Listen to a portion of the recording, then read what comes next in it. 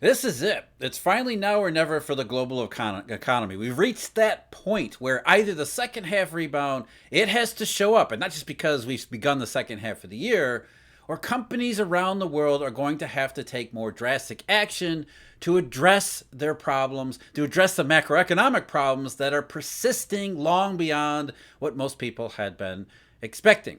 No wonder we're seeing deflation in producer and trade prices because businesses are trying one last time, desperately trying, discounting their prices in order to generate some sales. Because in report after report, we continue to hear the word backlogs, as in backlogs are being worked through, and desperate businesses, as backlogs are disappearing and no new sales are coming in, they have to do something about it. It's easy to talk about maintaining headcounts, as in the second half rebound story, but once the backlogs disappear, you are at that decision point. So all the reports that we got today and over the weekend suggest that we're here. We're now at that particular moment where it has to happen.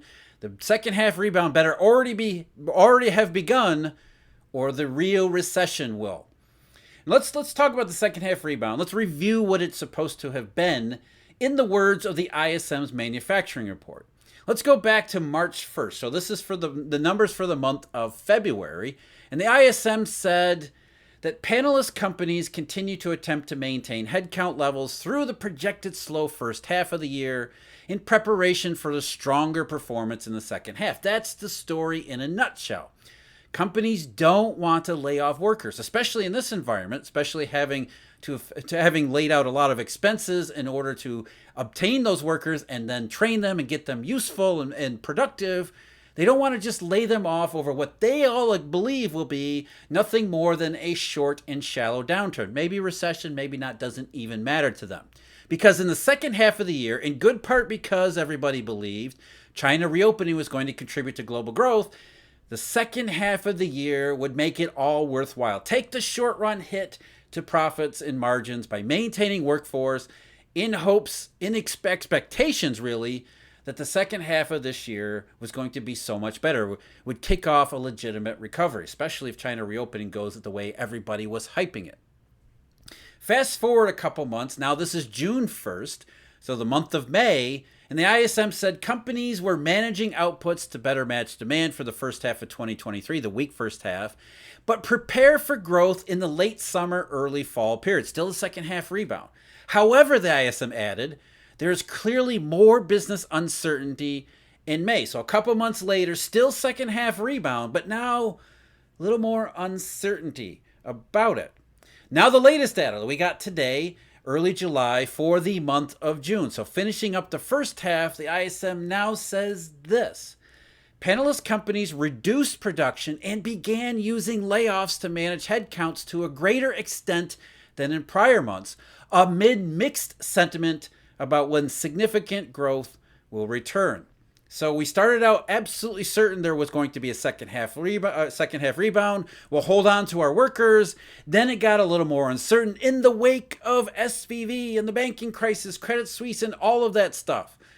Suddenly, more uncertainty, and then just 1 month later, to finish off the first half of the year, to enter the second half, ISM says we're seeing more layoffs and less faith in the second half rebound. So I say again, the global economy more and more looks to be at the precipice. Either the second half rebound has to start or the layoffs will.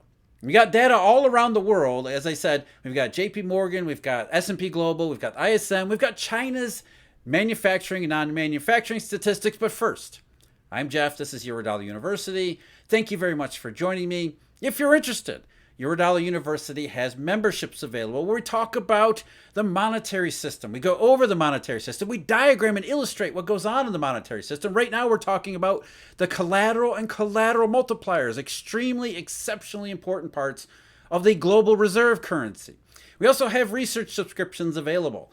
I contribute a daily briefing over at marketsinsiderpro.com. I also do a daily deep dive analysis where we dive deep into all of these things, macro as well as money, and usually it's money and macro combining and what those two mean for each other for today as well as for the intermediate and near-term future. All the information available for you. memberships, research subscriptions, Eurodollar.University. So we should just dig right into the current ISM manufacturing numbers because it's a good place to start. It was the reason why the second half rebound is becoming so much less of an expectation, causing some firms, at least according to the ISM survey panel, to begin reducing their headcounts, to begin doing the things that we all associate with outright recession. ISM's number 46.0 for the month of June. That's down from 46.9 in May, which already was not a good number. New orders actually improved by 3 points, but improve is not really the right word. The index went up 3 points, but only to 45.6 from 42.6. New orders are still contracting. Production, this is a big one. The production, the actual output, that fell all the way to 46.7 from 51.1. So as we already mentioned in the ISM quotation, companies are reducing their outputs as they're going to need fewer workers. The employment index fell to 48.1 from 51.4. Inventories, the inventory number fell to 44.0 from 45.8. Backlogs were actually up a little bit, actually up 1 full point, a little over a point in June, but at 38.7, that's exactly what we're talking about. It's another low backlog number that says companies are running out of things to produce, and in services, running out of things to do. And here's another important one. If you're Jay Powell, for example, the prices number fell all the way back to 41.8. That one had fallen late last year with the initial wave of deflation, the initial wave that led to the weak first half of the year in the economy. Then we got a little bit of a bounce, and now we're rolling over. And we're going back toward deflationary prices as companies desperately discount their prices, trying one last time to generate some sales. Some additional comments I think that are worth highlighting here from the ISM report. They said they wanted to highlight 3 important points here. They said demand eased again with, number 1, new orders index contracting but at a slower rate but still contracting. Number 2, new export orders index moving into contraction, global trade recession. Number 3, the backlog of orders index remaining at a level not seen since early in the coronavirus pandemic. So again, backlogs, no new orders means it's easy to talk about maintaining headcounts until the backlogs are gone. And then it's like, well, do we really want to maintain our workers when we really don't have anything for them to do? It absolutely adds a ton of urgency to that decision. Do we really want to hold on to our workers, or should we actually lay them off? And as the outlook continues to be at least uncertain, if not more certain in the wrong direction, then the chances of holding on to workers goes down and down and down, which is the message that ISM is sending as we begin in the first couple days of the second half of the year. As one last comment from the ISM, demand remains weak, production is slowing due to lack of work, and suppliers have capacity. There are signs of more employment reduction actions in the near term. So we're already seeing from the ISM survey making that decision, now or never on the second half rebound. And as they're saying there's more signs of more to come because companies are throwing in the towel on that second half rebound, in large part because of China, which we'll get to in a few minutes. S&P Global, they reaffirmed their initial flash estimate. For the manufacturing S&P Global, that was reaffirmed at 46.3. S&P Global, ISM, they're pretty much in sync on manufacturing. And here's what S&P Global had to say about it. Leading the darkening picture was a severe drop in demands for goods, with new orders slumping at a rate among the steepest since the global financial crisis of 2009. Exacerbating the downturn has been a continued focus on inventory reduction as manufacturers, their suppliers, and their customers all seek to cut warehouse stocks in the face of weakening demand. In this environment, pricing power is fading rapidly. Prices charged for inputs by suppliers are now falling at a rate not seen since 2009, barring the early pandemic. So again, businesses are trying one last time. Let's cut our prices and see if that generates any sales, which, by the way, is the disinflationary, deflationary process that always comes at the end of any supply shock. Rate hikes aren't necessary. The Federal Reserve didn't have to do anything. The economy never really recovered from 2020. It was all artificial. And now we're seeing that especially because inventories were so out of whack, so out of line with actual demand. As we've mentioned in a recent video, spending even in nominal terms is going down, and it's leading to the reverse bullwhip effect, which is really starting to hit among producers to the point where they're actually having to cut prices. Do you hear me, Jay Powell? JP Morgan and S&P Global, their global manufacturing PMI for the month of June, 48.8. For the global PMI, that's not a good one. It's just barely above the 3-year low, which was set earlier in the year. Again, remember we said there was a slowdown, really a downturn, sharp downturn after the events of last fall, then a bit of a rebound this year, coincident with China reopening, but it was only ever limited.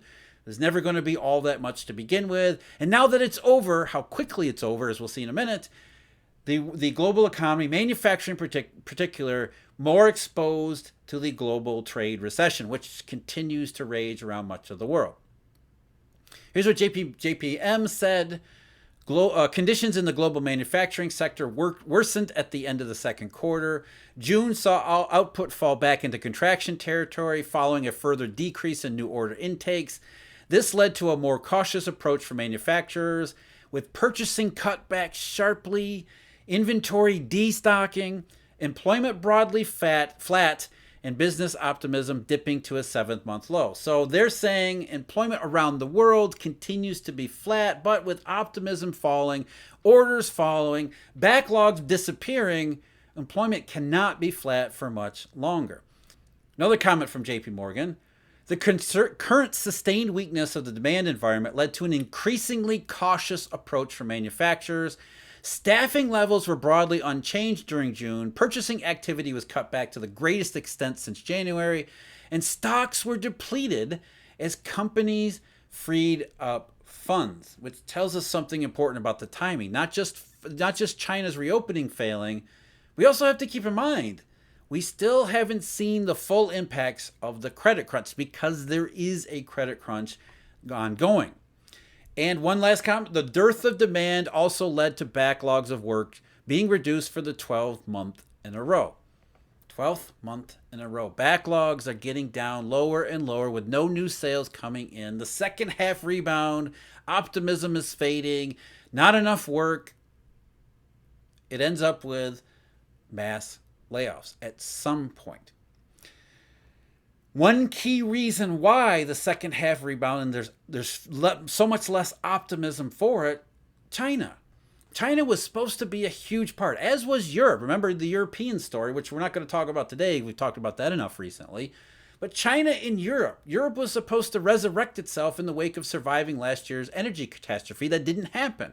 China, self-imposed catastrophe. The Chinese come to their senses, remove all the political restrictions, and what happens? China's going to soar. Europe's going to soar. Of course, if you're a producer, hang on to your workers, because with Europe rebounding, with China reopening, the second half was going to be great. And that would spill over, not just in China, not just in Europe, but all over the place.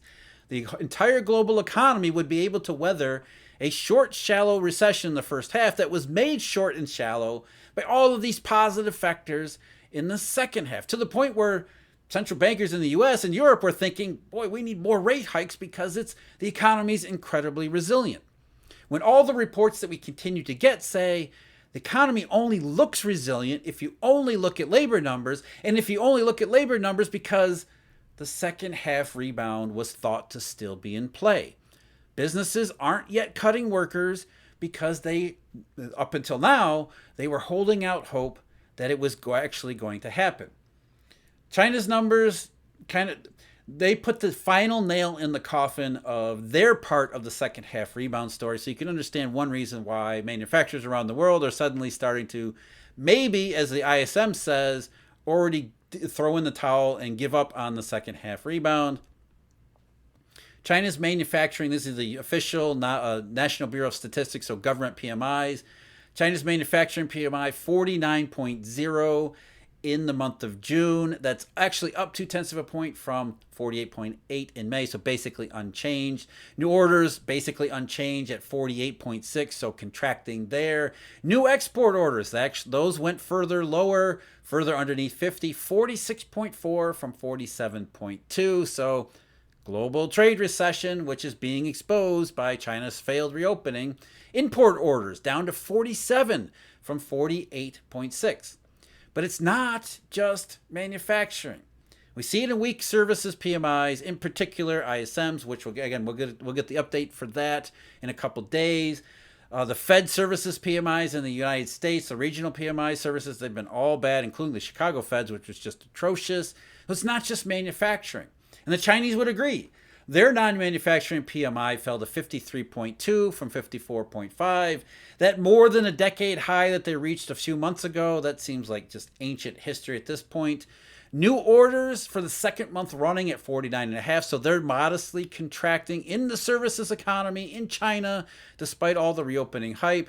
New export orders down to 49, that's lower than 49.7, so again, global trade recession impacting China's services. And employment.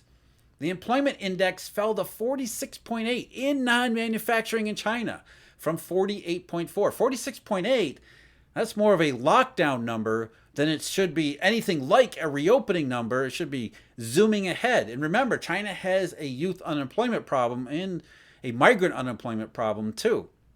So no good news here from China.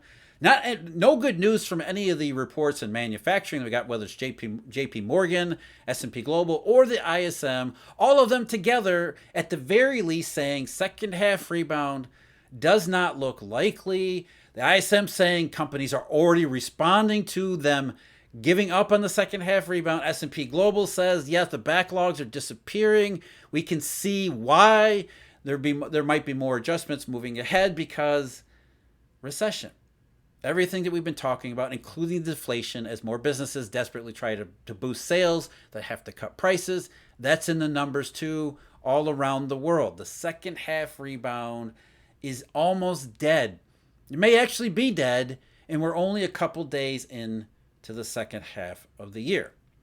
It's not exactly a surprising development, but one that's uniformly showing itself to be the case all across the data.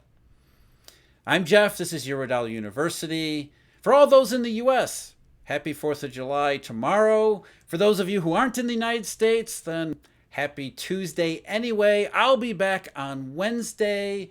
As always, thank you very much for joining me. And until next time, take care.